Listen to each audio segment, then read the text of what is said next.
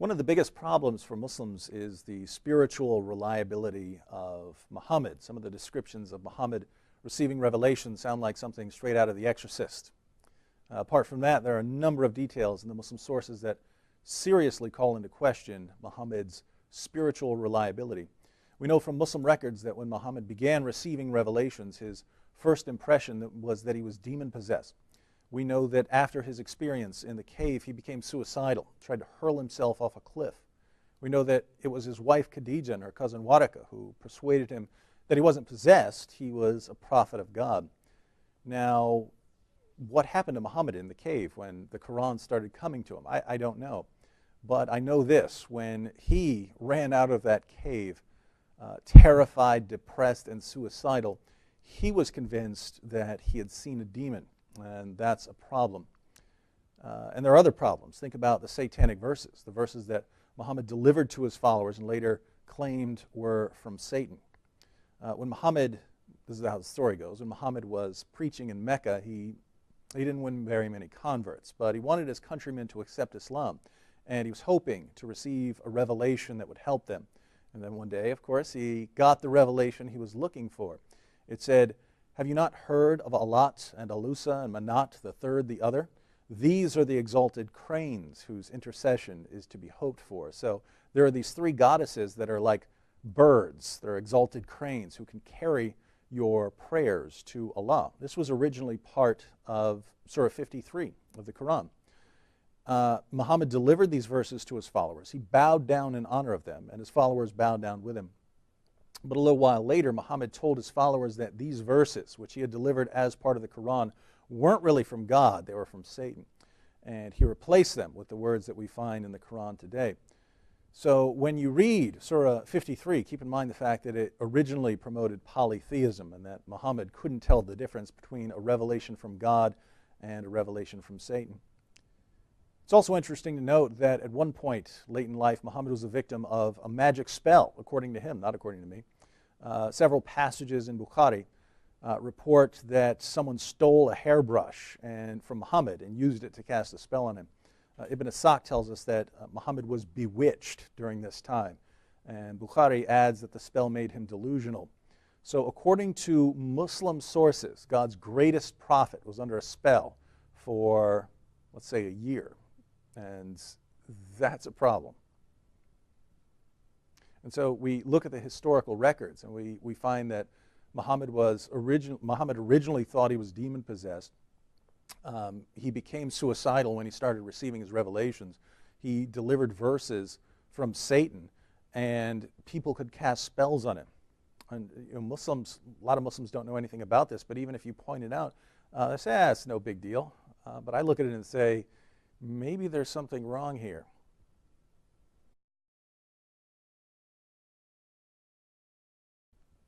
Muhammad is a man who had sex with a 9-year-old girl. He married more women than his own revelations allowed. He married the wife of his own adopted son. He had sex with his slave girls. He supported idolatrous pagan practices like kissing the black stone and bowing down to the Kaaba. He assassinated people for criticizing his religion. He executed people for making fun of him. He beheaded hundreds of Jews for trying to defend themselves once they realized he was eliminating them. Muhammad started a war with Mecca when he had a chance to live in peace in Medina. He enslaved thousands of people. He allowed his followers to rape their female captives and occasionally took the most beautiful captive back to his own tent. He told his followers that it's okay to beat their wives into submission. He certainly hit Aisha. Muhammad told his followers that women are stupid and that their testimony is unreliable. He tortured people for money. He supported his religion by robbing people. He preached a message of violence and cruelty, and he taught his followers to believe in a God who loves only them and no one else. This is the ideal pattern of conduct, according to chapter 33, verse 21 of the Quran. When we study jihad, the most important thing to keep in mind is that jihad proceeds in stages, and there are three main stages that we could break down. Stage one applies when Muslims are completely outnumbered. They can't hope to win a physical confrontation with unbelievers, Muslims are taught to proclaim a message of peace and tolerance. And chapter 109 of the Quran is a good passage to study in light of this. It commands Muslims that if someone disagrees with them, you say, to you be your religion and to me be my religion. Very peaceful. But that's only under those circumstances. When Muslims can fight, when they can fight unbelievers but aren't in a position to subjugate those unbelievers, here we have stage 2. And in this case, Muslims are to engage in defensive jihad. They're allowed to fight, and they have to fight if they're being attacked or persecuted, or if people are making fun of Islam, something like that. Muslims are to fight, but the unbeliever has to do something. It has to be some sort of provocation. But that isn't the end of the story. There's also stage 3, when Muslims are in the majority. They're commanded to fight offensive jihad. And the most important verse for Christians here would be chapter 9, verse 29 of the Quran. It says, fight those who do not believe in Allah. And it specifically refers to Jews and Christians. It commands Muslims to violently subjugate us until we pay the jizya, until we pay tribute money to Muslims. So this offensive jihad stage is what is commonly denied by Muslims in the West, but it was certainly present. It's present in the Quran, it was present in the life of Muhammad, and it's been present in Islam for 14 centuries. And we're seeing the ramifications even today.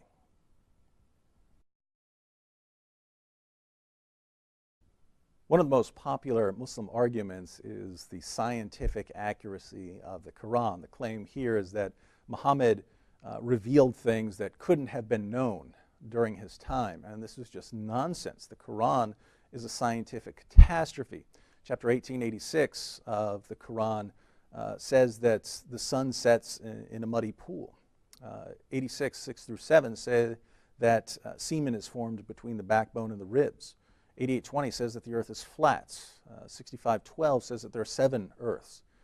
36:38 to 40 say that the sun orbits the earth. 22:5 says that human embryos go through a blood clot stage. 22:65 says that the sky would fall on the earth if Allah didn't hold it up. 37:6 through 10 and 67:5 declare that stars are missiles that God uses to shoot demons who try to sneak into heaven. And Muslims look at all of this and then they tell us that the Quran is known to be true because of the scientific miracles in it. And I just want to know, what did Muhammad say that an average person walking around wouldn't have known? Everything else beyond that, he got wrong. He got everything that he could possibly get wrong. He got wrong.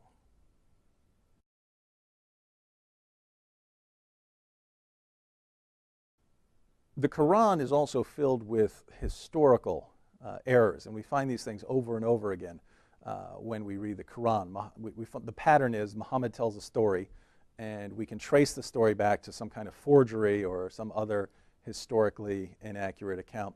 And a funny example is it has to do with something Muhammad said about Abraham. Basically in the Bible, Genesis 15, we're told that God called Abraham out of Ur of the Chaldeans. In the Babylonian language, Ur means city, so it's the city of the Chaldeans. But in the first century, a Jewish rabbi named Jonathan ben Uziel was translating Genesis 15 into Aramaic, and he came across the word Ur.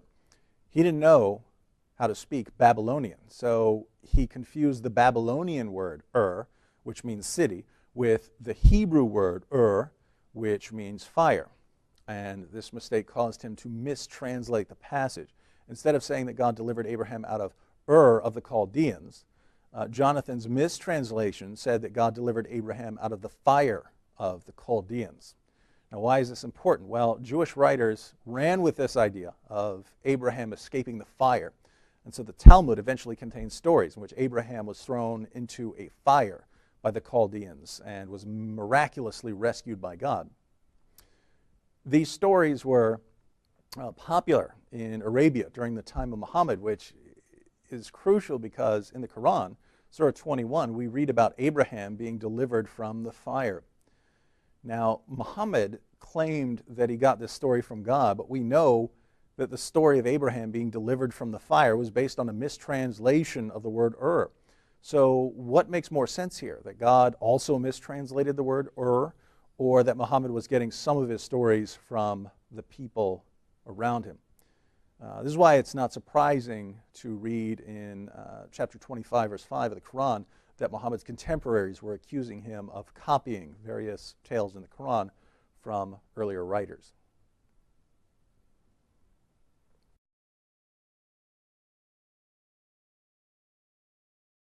Lots of Muslims hear about Christians talking about being saved through the sacrifice of Jesus as problematic, or as if there's something unjust about it.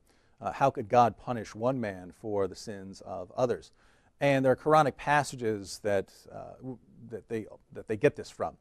So chapter 6, verse 164, for instance, is one of the passages where the Quran says that no bearer of burden shall bear the burden of another. Muslims say, you see there, no bearer of burden, no one who bears a burden, is going to bear someone else's burden. So each person has to pay for his own sins. The Quran is just, Christianity is unjust. Now, there are a couple of problems here. One, the Quran isn't consistent on this point. So chapter 16, verses 22 through 25 say that some people will bear the burdens of others. And in chapter 29, verses 12 to 13, it's even more interesting because the Quran contradicts itself in the space of two verses. Verse 12 says that no one will bear the burden of others, and the very next verse says that some people will bear the burdens of others.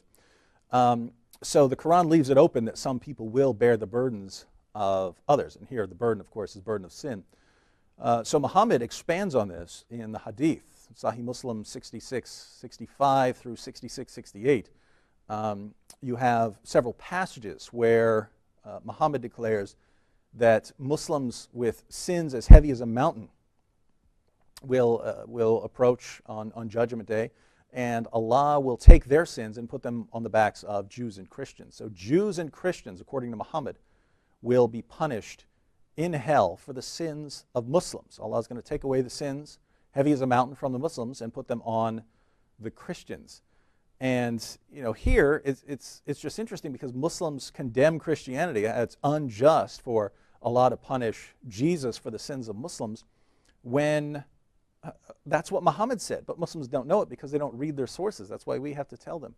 So according to Muhammad, Allah will punish other people for the sins of Muslims. So if it's unjust, why isn't Muhammad a false prophet? But there's one more interesting thing here that needs to be noted.